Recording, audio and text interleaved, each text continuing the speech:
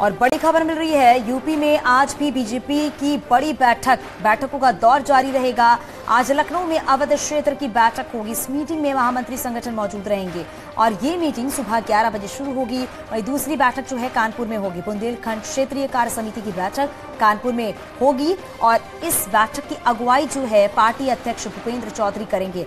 बैठक में विधायक, सांसद, जिला अध्यक्ष और पार्टी पदाधिकारी पहुंचेंगे। आपको बता दें, बीजेपी की 6 संगठनात्मक क्षेत्रों की क्षेत्रीय कार्यसमिति की बैठक 17 से 19 मई तक होनी है। कार्यसमिति में आगामी लोकसभा चुनाव की शुरुआती तैयारी से लेकर मोदी सरकार के 9 साल का कार्यकाल पूरा होने के उपलक्ष्य में होने वाले कार्यक्रमों की रूपरेखा पर मंथन होगा। तो ये बड़ी बैठक बीजेपी की लगातार जारी है और आगामी कार्यक्रमों की रूपरेखा जो है वो तय होगी। मिशन 2024 को लेकर बीजेपी की मैराथन मंथन जो है वो जारी है और आज भी ये बैठकों का दौर जारी रहेगा। मीटिंग में महामंत्री संगठन भी इस दौरान मौजूद रहेंगे। बताया जा रहा है कि सुबह 11 बजे के आसपास ये मीटिंग शुरू होगी और मीटिंग में मिशन 2024 को लेकर मंथन किया जाएगा। बुंदेलखंड क्षेत्रीय कार्य समिति को लेकर बैठक की जाएगी और बैठक जो है भूपेंद्र चौधरी की अगुवाई में ये बैठक होगी। हमारे सहयोगी राजीव हमारे साथ फोन लाइन पर जुड़ गए हैं। राजीव, जरा बताइए, क्योंकि आज भी बैठकों का दौर जारी रहेगा, आज क्या कुछ एजेंडा रहने वाला है इस बैठक का?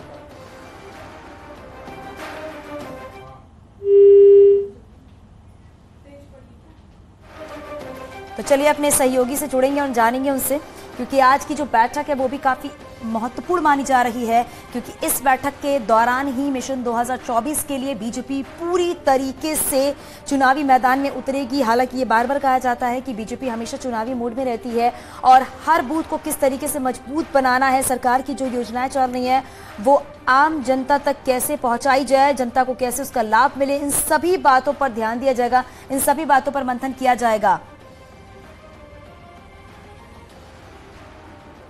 हमारे सहयोगी राजीव हमारे साथ फोन लाइन पर जुड़ गए हैं। राजीव, जरा बताइए आज की बैठक का एजेंडा क्या कुछ रहने वाला है और किन किन बातों को लेकर मंथन किया जाएगा? देखिए, बीते नगर निकाय चुनाव में बीजेपी को मिली बड़ी जीत के बाद इन दिनों बीजेपी मिशन 2024 को लेकर तैयारी कर रही है, जिसके मद्देनजर इन दिनों योगी मोदी सरकार के 9 साल पूरे होने पर जो मोदी सरकार की उपलब्धियां रही हैं, जो योगी सरकार की उपलब्धियां रही हैं, उनको जन जन तक पहुंचाने के लिए, अपने संगठन को बूथ स्तर पर मजबूत करने के लिए इन दिनों बीजेपी की लगातार क्षेत्रीय कार्य समिति की बैठकें चल रही हैं। पहले पश्चिमी क्षेत्र, वाराणसी क्षेत्र, उसके बाद ब्रज और फिर गोरखपुर क्षेत्र के बाद आज राजधानी लखनऊ में अवध क्षेत्र की बैठक की जाएगी। ये बैठक एसआर इंस्टीट्यूट में सुबह 10 बजे से शुरू होगी, जिसकी अध्यक्षता यूपी के संगठन महामंत्री धर्मपाल सिंह करेंगे, जबकि दूसरी ओर कानपुर बुंदेलखंड क्षेत्र की जो क्षेत्रीय बैठक है वो उसका आयोजन कानपुर में किया जाएगा, जहां खुद बीजेपी के प्रदेश अध्यक्ष भूपेंद्र चौधरी मौजूद रहेंगे। इन लोगों के अलावा जो क्षेत्रीय कार्य समिति की बैठक होगी उसमें सभी क्षेत्रीय सांसद, विधायक, मंत्री और जो अन्य पदाधिकारी है वो मौजूद रहेंगे और एक मिशन 2024 को लेकर रोड मैप तैयार किया जाएगा कि किस तरह से सरकार की उपलब्धियों को जनता तक पहुंचाना है, किस तरह से अन्य लोगों को बीजेपी से जोड़ना है, किस तरह से अपने संगठन को सबसे मजबूत बनाना है। इन तमाम अहम बिंदुओं पर चर्चा की जा रही है, एक रणनीति बनाई जा रही है, ताकि मिशन 2024 के लिए जो यूपी में एक बार फिर से 80 में से 80 लोकसभा सीट जीतने का लक्ष्य रखा गया है उसे हासिल किया जा सके। बीजेपी के बारे में कहा बिल्कुल राजीव, और इसीलिए कहा जा रहा है कि अभी से तैयारियां जो है वो बीजेपी की तरफ से शुरू हो गई हैं मिशन 2024 के लिए। बहुत शुक्रिया इस पूरी जानकारी के लिए। उत्तराखंड बीजेपी की 2 दिवसीय कार्य समिति की बैठक आज देहरादून में होगी। इस बैठक में विधायक, जिला पंचायत सदस्य पहुंचेंगे। मेयर और नगर पालिका अध्यक्ष भी बैठक में शामिल होंगे। 30 जून से शुरू होने वाले महासंपर्क अभियान से पहले पार्टी कार्य समिति की बैठक करेगी। तो उत्तराखंड बीजेपी से जुड़ी ये खबर हम आपको बता रहे हैं, क्योंकि आज बैठक होनी है और ये भी बैठक जो है उत्तराखंड की 2 दिवसीय कार्य समिति की जो बैठक है वो काफी महत्वपूर्ण मानी जा रही है। बताया जा रहा है शनिवार को कार्य समिति के सदस्यों की मीटिंग और इस दौरान तमाम मुद्दों को लेकर बातचीत होगी।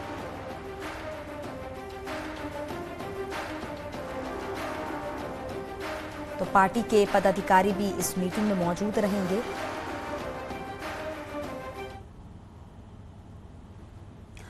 केंद्र सरकार के 9 साल पूरा होने पर देश भर में बीजेपी का अभियान केंद्रीय समिति का बीजेपी ने गठन किया है।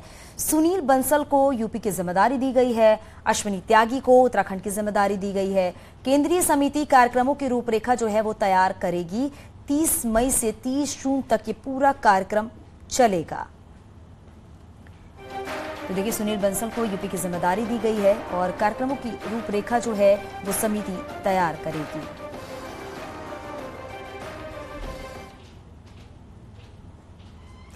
आयशा नूरी की सरेंडर अर्जी पर सुनवाई आज होगी। अतीक की बहन की सरेंडर अर्जी पर सुनवाई, ये बड़ी खबर मैं आपको बता रहे। प्रयागराज की सीजेएम कोर्ट में सुनवाई होगी। कोर्ट ने आज धूमनगंज थाने के प्रभारी को तलब किया है। थाना प्रभारी को यह बताना होगा कि कोर्ट के तमाम आदेशों के बावजूद आयशा नूरी के मामले में उन्होंने रिपोर्ट क्यों नहीं भेजी है। अतीक की बहन आयशा नूरी प्रयागराज के चर्चित उमेश पाल शूटआउट केस में कोर्ट में सरेंडर करना चाहती है। पुलिस ने अपनी जांच में आयशा नूरी को आरोपी माना है। 5 लाख रुपए का इनामी बमबाज गुड्डू मुस्लिम उमेश पाल की हत्या के बाद मेरठ में आयशा नूरी के घर पर ही ठहरा हुआ था। आयशा नूरी पर गुड्डू बमबाज को पनाह देने और आर्थिक तौर पर मदद देने का भी आरोप है। दोपहर 2 बजे के करीब सुनवाई होने की उम्मीद जो है वो जताई जा रही है।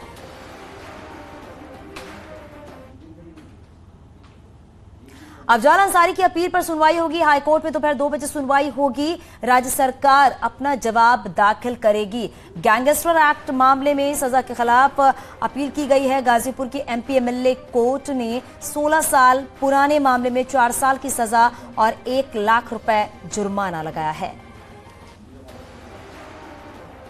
तो हाईकोर्ट में दोपहर 12 बजे सुनवाई होगी।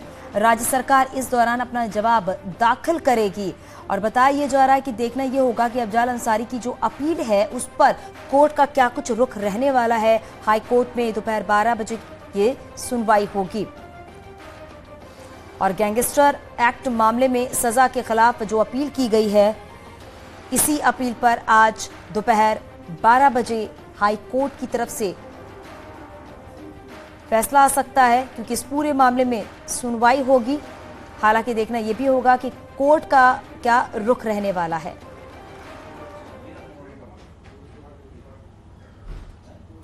प्रभात गुप्ता हत्याकांड में फैसला, अजय मिश्रा टेनी पर फैसला आएगा। हाईकोर्ट की लखनऊ बेंच फैसला सुनाएगी। 2002 में प्रभात गुप्ता की हत्या हुई थी और कई दिनों से है फैसला रिजर्व, लेकिन आज बताया जा रहा है कि आज बड़ा दिन है, अहम दिन है, क्योंकि आज प्रभात गुप्ता हत्याकांड में फैसला आ सकता है और अजय मिश्रा टेनी पर यह फैसला आएगा। अब देखना यह होगा हाईकोर्ट की लखनऊ बेंच की तरफ से क्या फैसला आता है, कोर्ट क्या फैसला सुनाती है। 2002 में प्रभात गुप्ता की हत्या हुई थी और कई दिनों से देखा जा रहा है कि इस फैसले को सुरक्षित रखा गया था, लेकिन आज का दिन इसलिए अहम है क्योंकि आज प्रभात गुप्ता हत्याकांड पर फैसला आ सकता है और अजय मिश्रा टेनी की मुश्किलें और बढ़ती हुई नजर आ रही हैं।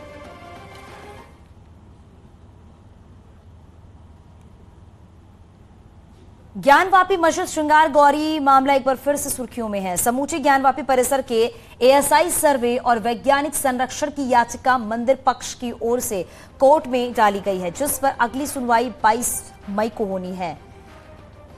इस बीच 1669 से पहले श्री काशी विश्वनाथ मंदिर का रूपरेखा कैसा था, इसे बताना एक वीडियो और साथ ही विश्वेश्वर मुक्ति न्यास ट्रस्ट की ओर से जारी किया गया है। इस मॉडल को कोर्ट में सबूत के तौर पर पेश किया जाएगा।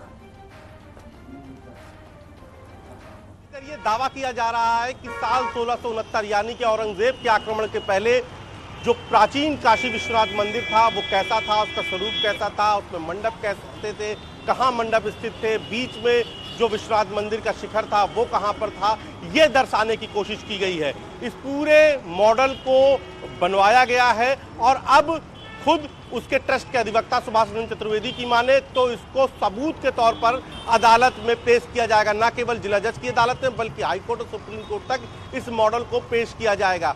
इस मॉडल को बनाने के पीछे उनका आधार है कि जो अलग अलग इतिहासकार हैं, अलग अलग जो ग्रंथ है, अलग अलग जो लिटरेचर है, उसमें जो जानकारी है उसके मुताबिक इस मॉडल को बनाया गया है और बताया गया है कि जो प्राचीन काशी विश्वनाथ मंदिर था, जिसके बारे में दावा है कि जो मौजूदा वक्त में जो ज्ञानवापी है, जहां पर मस्जिद है, वही मंदिर था और मंदिर तोड़कर ही मस्जिद बनाई गई है और वो मंदिर कैसा था वो इस मॉडल में दिखाया गया है।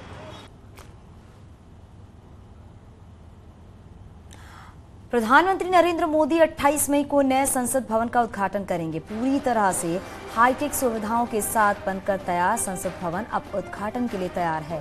पीएम नरेंद्र मोदी के dream project central Vista project का हिस्सा है नया संसद भवन, जिसका अब उद्घाटन होने वाला है। आपको बताते चले कि नया संसद भवन जो है 4 मंजिला होगा। इसमें बने लोकसभा में 888 सीटें हैं, तो वहीं राज्यसभा में कुल 384 सीटें हैं।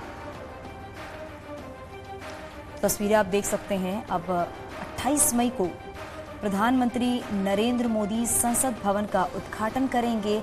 क्या खासियत है ये भी हम आपको बता रहे हैं। कैफे और डाइनिंग एरिया भी हाईटेक है। लोकसभा में 888 सीटें हैं, राज्यसभा में 384 सीटें हैं।